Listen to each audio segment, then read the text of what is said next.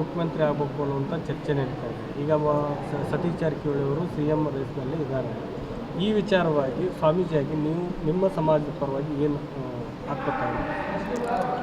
ಈಗಾಗಲೇ ನಾವು ಅನೇಕ ಬಾರಿ ಮಾತನಾಡಿದ್ದೇವೆ. ಈ ರಾಜ್ಯದಲ್ಲಿ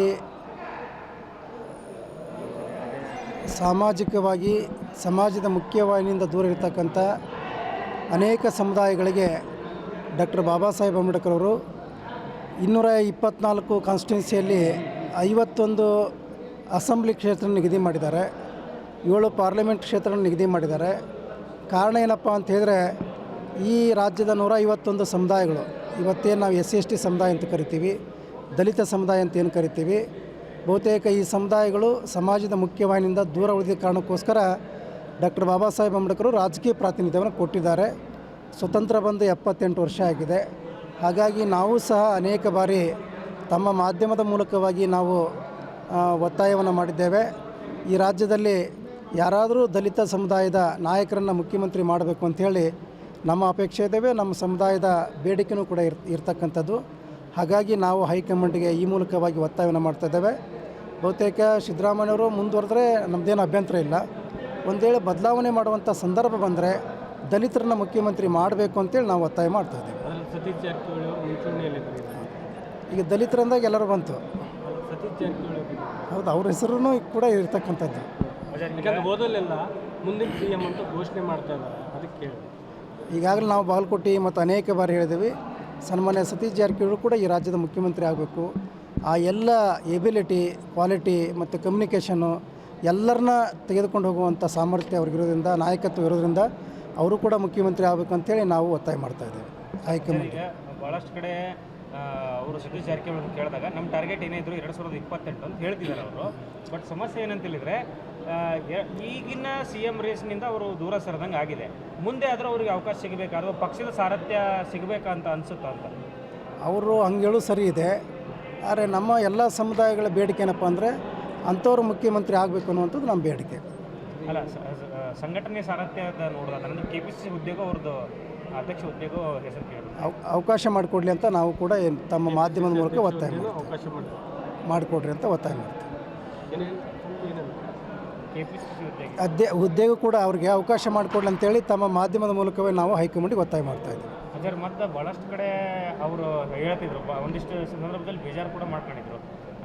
ಇಲ್ಲ, ತೇನ್ಸಿಂಗ್ ಮಾತ್ರ ಇದನ್ನು ಮೌಂಟ್ ಎವರೆಸ್ಟ್ ಏರ್ದ ಅಂತ ಬಂತು ಹೊರತು ಅವನ ಜೊತೆ 10 ದವ್ರದ್ದು ಹೆಸರು ಬರಲೇ ಇಲ್ಲ. ಹಂಗೆ ಪಕ್ಷ ಅಂತ ಹೇಳಿದ ತಕ್ಷಣ ಒಬ್ಬರದಿಂದೇ ಬಂದಿರೋದಿಲ್ಲ ಅಧಿಕಾರಕ್ಕೆ ಅಂತ ಹೇಳಿದರು. ಸೊ ಈ ವಿಚಾರದಲ್ಲಿ ಅವ್ರನ್ನ ಡಾಮಿನೇಟ್ ಮಾಡಿ ಸೈಡಿಗೆ ಸರಿಸುವಂಥ ಪ್ರಯತ್ನ ಕಾಂಗ್ರೆಸ್ ವಲಯದಲ್ಲಿ ಆಯಿತು ಅನ್ನುವಂಥ ಚರ್ಚೆ. ಆ ಬೆಳವಣಿಗೆ ಗೊತ್ತಿಲ್ಲ ನನಗೆ. ನಮ್ಮ ಒಟ್ಟಾರೆ ಆಶೆ ಏನಪ್ಪ ಅಂದರೆ, ಸ್ವತಂತ್ರ ಬಂದು 78 ವರ್ಷ ಆಗಿದೆ. ಈ ರಾಜ್ಯದಲ್ಲಿ ದಲಿತರು ಕೂಡ ಮುಖ್ಯಮಂತ್ರಿ ಆಗಬೇಕು, ದಲಿತ ನಾಯಕರು ಮುಖ್ಯಮಂತ್ರಿ ಆಗಬೇಕು, ಅಲ್ಲಿ ವಿಶೇಷವಾಗಿ ನಮ್ಮ ಸತೀಶ್ ಜಾರಕಿಹೊಳಿ ಮುಖ್ಯಮಂತ್ರಿ ಆಗಬೇಕು ಅಂತ ಒತ್ತಾಯ ಮಾಡ್ತಾಯಿದ್ದೀವಿ. ಕತ್ತಿ ವಿಚಾರದಲ್ಲಿ ಈಗಾಗಲೇ ಸನ್ಮಾನ್ಯ ಮಾಜಿ ಲೋಕಸಭಾ ಸದಸ್ಯರಾಗಿರ್ತಕ್ಕಂಥ ರಮೇಶ್ ಕತ್ತಿಯವರು ಈ ಸಮುದಾಯಕ್ಕೆ ಭಾಳ ಅವಹೇಳನಕಾರಿಯಾಗಿರ್ತಕ್ಕಂಥ ಮಾತನ್ನು ಆಡಿದ್ರಿಂದ ನಾವು ಕೂಡ ಈಗ ಸರ್ಕಾರಕ್ಕೆ ಒತ್ತಾಯ ಮಾಡಿದ್ದೇವೆ. ಕೂಡಲೇ ಅವ್ರ ಮೇಲೆ ಕಾನೂನು ಕ್ರಮ ಜರುಗಿಸಬೇಕು ಅಂಥೇಳಿ ತಮ್ಮ ಮಾಧ್ಯಮದ ಮೂಲಕ ಒತ್ತಾಯ ಮಾಡಿದ್ದೇವೆ. ಮೊನ್ನೆ ಕೂಡ ಮೀಟಿಂಗ್ ಆಗಿದೆ. ಸರ್ಕಾರ ನೋಡೋಣ, ಈಗ ಏನು ಮಾಡ್ತಾಯಿದೆ ನೋಡೋಣ, ಅದರ ಮುಂದಿನ ಬೆಳವಣಿಗೆ ನೋಡ್ಕೊಂಡು ನಿಮಗೆ ತಿಳಿಸ್ತೀವಿ. ನಾವು ಮುಖ್ಯಮಂತ್ರಿ ಆಗಬೇಕು ಅನ್ನುವಂಥ ಚರ್ಚೆ ನಡೀತಾ ಇದೆ. ಈಗ ಸತೀಶ್ ಜಾರಕಿಹೊಳಿ ಅವರು CM ರೇಸ್ನಲ್ಲಿ ಇದ್ದಾರೆ. ಈ ವಿಚಾರವಾಗಿ ಸ್ವಾಮೀಜಿಯಾಗಿ ನೀವು ನಿಮ್ಮ ಸಮಾಜದ ಪರವಾಗಿ ಏನು ಆಗ್ತಾ ಇದೆ? ಈಗಾಗಲೇ ನಾವು ಅನೇಕ ಬಾರಿ ಮಾತನಾಡಿದ್ದೇವೆ. ಈ ರಾಜ್ಯದಲ್ಲಿ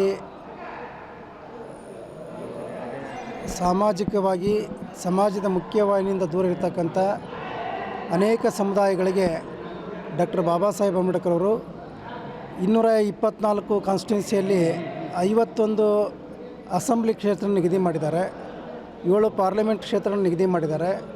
ಕಾರಣ ಏನಪ್ಪ ಅಂತ ಹೇಳಿದ್ರೆ, ಈ ರಾಜ್ಯದ 151 ಸಮುದಾಯಗಳು, ಇವತ್ತೇನು ನಾವು SC/ST ಸಮುದಾಯ ಅಂತ ಕರಿತೀವಿ, ದಲಿತ ಸಮುದಾಯ ಅಂತ ಏನು ಕರಿತೀವಿ, ಬಹುತೇಕ ಈ ಸಮುದಾಯಗಳು ಸಮಾಜದ ಮುಖ್ಯವಾಹಿನಿಯಿಂದ ದೂರ ಉಳಿದ ಕಾರಣಕ್ಕೋಸ್ಕರ ಡಾಕ್ಟರ್ ಬಾಬಾ ಸಾಹೇಬ್ ಅಂಬೇಡ್ಕರ್ ರಾಜಕೀಯ ಪ್ರಾತಿನಿಧ್ಯವನ್ನು ಕೊಟ್ಟಿದ್ದಾರೆ.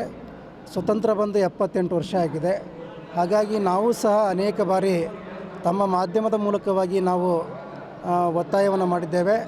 ಈ ರಾಜ್ಯದಲ್ಲಿ ಯಾರಾದರೂ ದಲಿತ ಸಮುದಾಯದ ನಾಯಕರನ್ನು ಮುಖ್ಯಮಂತ್ರಿ ಮಾಡಬೇಕು ಅಂಥೇಳಿ ನಮ್ಮ ಅಪೇಕ್ಷೆ ಇದ್ದಾವೆ, ನಮ್ಮ ಸಮುದಾಯದ ಬೇಡಿಕೆಯೂ ಕೂಡ ಇರ್ತಕ್ಕಂಥದ್ದು.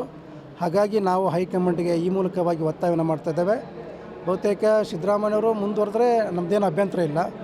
ಒಂದು ವೇಳೆ ಬದಲಾವಣೆ ಮಾಡುವಂಥ ಸಂದರ್ಭ ಬಂದರೆ ದಲಿತರನ್ನ ಮುಖ್ಯಮಂತ್ರಿ ಮಾಡಬೇಕು ಅಂತೇಳಿ ನಾವು ಒತ್ತಾಯ ಮಾಡ್ತಾ ಇದ್ದೇವೆ. ಅದರಲ್ಲಿ ಸತೀಶ್ ಜಾರಕಿಹೊಳಿ ಅವರು ಮುಂಚೂಣಿಯಲ್ಲಿದ್ದಾರೆ. ಈಗ ದಲಿತರಂದಾಗ ಎಲ್ಲರೂ ಬಂತು.